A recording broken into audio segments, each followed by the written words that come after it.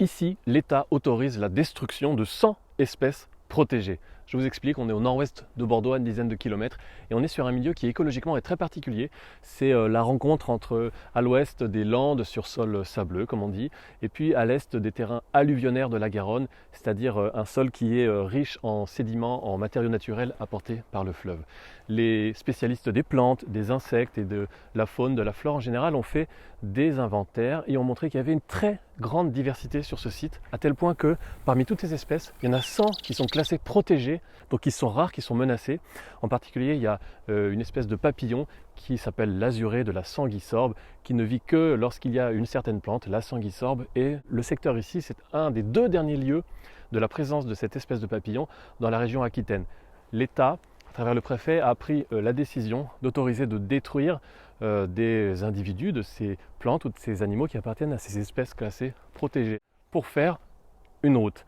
Cette route, c'est la déviation du Taillan-Médoc, un vieux projet de 30 ans, un projet pour théoriquement désengorger les bouchons qui sont un problème bien réel et bien concret pour les gens qui habitent au Taillan-Médoc et qui, c'est vrai, subissent à la fois la pollution et l'impossibilité de se déplacer parce que tout près de Bordeaux, il y a une route qui coince. Alors moi je ne suis pas du coin, mais j'ai parlé à la fois avec des spécialistes qui ont fait les relevés ici, mais qui préfèrent ne pas s'exprimer publiquement parce que c'est toujours délicat quand on est impliqué localement. Et à la fois j'ai parlé avec des habitants d'ici qui sont opposés au projet et qui c'est vrai sont minoritaires parce que les habitants majoritairement pensent que la déviation va les libérer de ces embouteillages.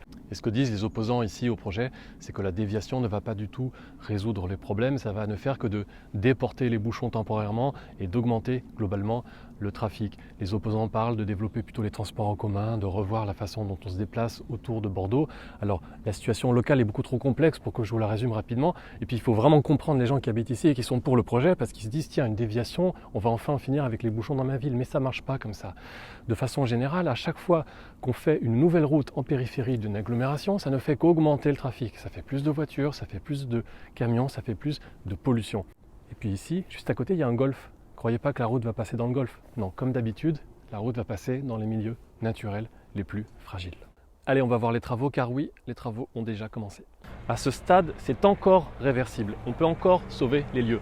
Dans un projet comme celui-là, ce n'est pas seulement la route qui impacte, c'est ce qu'il y a autour, parce que la route attire l'industrialisation, l'urbanisation, surtout en périphérie d'une très grande ville. C'est ce qui va se passer dans les prochaines années.